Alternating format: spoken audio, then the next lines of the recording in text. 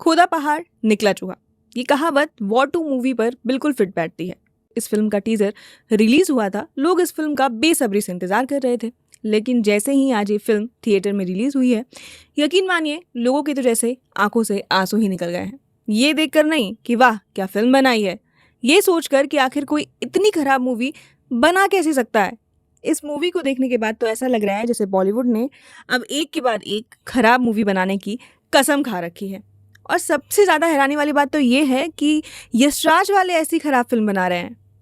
इस फिल्म को देखने के बाद आपके मन में यही सवाल आने वाला है कि इतने करोड़ फूकने के बाद भी कोई ऐसी मूवी कैसे बना सकता है। आप इस वीकेंड पर इस मूवी को देखने की भूल बिल्कुल मत कीजिएगा। और वो क्यों, चलिए आपको इस मूवी के रिव्यू में बताते हैं।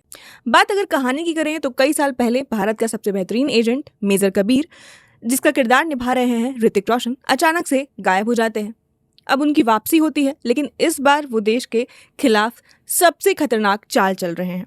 उन्हें रोकने के लिए सरकार ने अपने सबसे जाबाज ऑफिसर विक्रम, जो है जूनियर एनटीआर, उन्हें भेजा है। लेकिन विक्रम का भी एक अतीत है और वो उसके मिशन की तरह बहुत ही सस्पेंस से भरा हुआ है। इस मिशन में विक्रम का साथ काव्या थापर यानी कि कायरा एडवाणी दे रही हैं, जिनका मकसद सिर्फ देश को बचाना नहीं बल्कि कुछ और भी है। अब यहाँ पर सवाल ये है कि क्या कबीर ऐसा करेगा?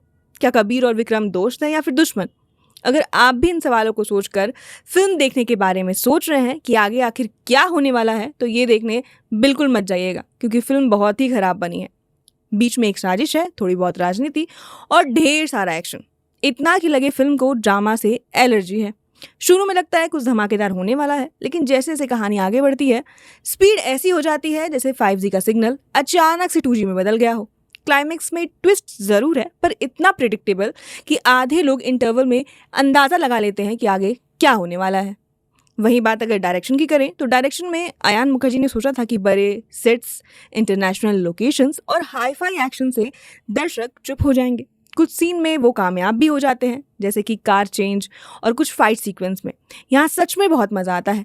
लेकिन फिर आते हैं वो सीन्स जहाँ कहानी पतली हो जाती है और एक्शन भी ट्रेलर वाला दम नहीं दिखा पाता। कई बार तो लगता है फिल्म खुद को बहुत सीरियसली ले रही है, लेकिन जित सीन इतना अजीब हो जाता है कि हंसी निकल जाती है। फिल्म देखकर लग रहा है कि डायरेक्टर ने सिर्फ ऋतिक और जूनियर एनटीआर के स्टारडम पर भरोसा किया है, न कि कहानी को मजबूत बनाने पर।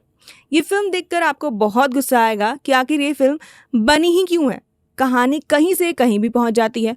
हीरो पेरिस से पालिका बाजार पहुंच जाता है। एक सीन में जूनियर एनटीआर को गोली लगती है और अगले ही सीन में वो बिल्कुल ठीक हो जाते हैं। प्लेन पर तो ऐसे ऐसे फाइट सीन्स हैं कि आप रो देंगे और आपको समझ ही नहीं आएगा। इतने खराब वीएफएक्स हैं कि ऐसा लग रहा है मोबाइल से एडिट किया गया हो। इस फिल्म का ना कोई सिर है ना पैर, इतने बड़े बजट को बर्बाद कर दिया गया है। ये फिल्म देखते हुए बहुत गुस्सा आता है। सबसे अच्छी एक्टिंग तो इस फिल्म में सिर्फ और सिर्फ टाइगर श्रॉफ की फोटो ने की है।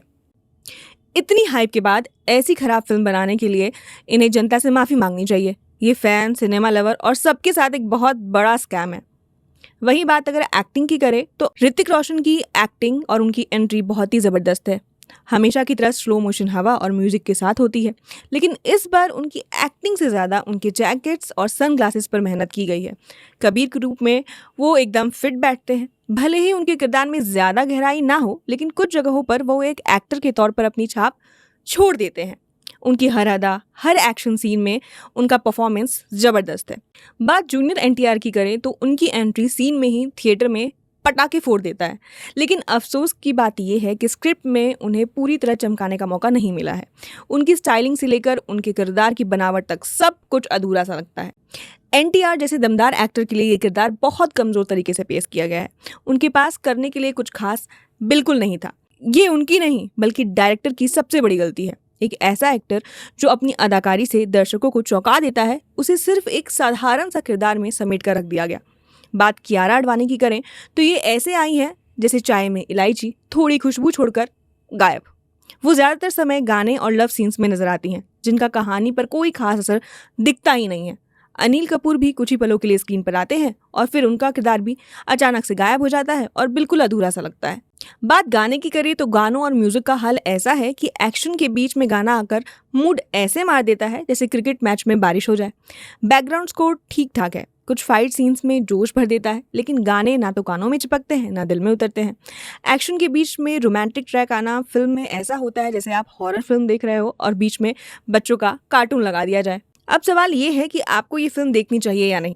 तो मैं कहूँगी कि आप इस फिल्म को बिल्कुल मत देखिए। इस फिल्म में ना तो कुछ नया है और ना ही कहानी में कोई इंटरेस्ट और ना ही इसे ढंग से लिखा गया है।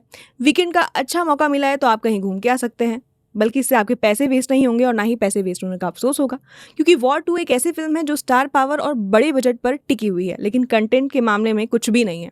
अगर आप बस ऋतिक और जूनियर एनटीआर को बड़े पर्दे पर एक्शन के साथ देखना चाहते हैं तो आप फिल्म में जाकर अपने पैसे बर्बाद कर सकते हैं, लेकिन अगर आपको कहानी में पकड़ और कुछ लॉजिक चाहिए तो भाई घर पर बैठकर ही नेटफ्लिक्स प्राइम खोल लीजिए, पैसा भी बचेगा और टाइम भी। रिव्यू पसंद आई हो तो वीडियो को लाइक और चैनल को सब्सक्राइब करना ना भूलिएगा।